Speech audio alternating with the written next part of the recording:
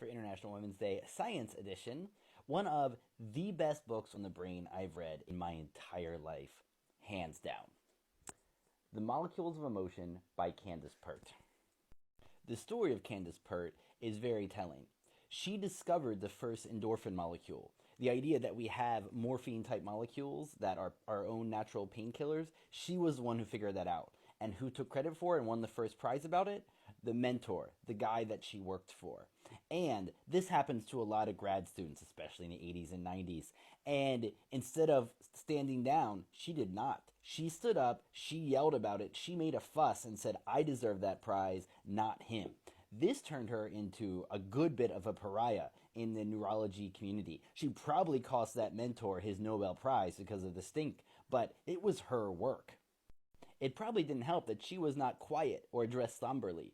When she would come to neurology conferences, apparently, she was loud, she was funny, and she wore brightly colored dresses that stood out among that very somber affairs they tend to be. And the thing about it was, though, she was so good. She was a true connector of ideas. The idea that's never left me, one of the most important things I've ever learned in science, is from her. And in this book, she talks about how there is a false dichotomy that's going to break down over the next generation or two in science, and that there shouldn't be a split between the brain, the immune system, and the hormonal system. That these are all three pieces of the same puzzle. That we should see immune cells as neurons that travel around the body.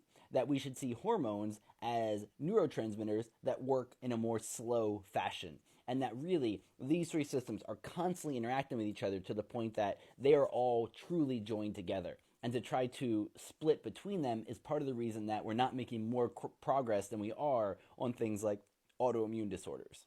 So if you want to hear more about that, I have pages and pages of notes. I can do another video. But I mostly wanted to give tribute to Dr. Candace Pert today on International Women's Day. I try very hard to pay attention to the important female scientists out there, and her spirit, her style was incredible. Unfortunately, she died of a tumor far too young, but she is an inspiration to any scientist out there who says, I deserve credit for my own work, and I know I'm one of the smartest people in the room.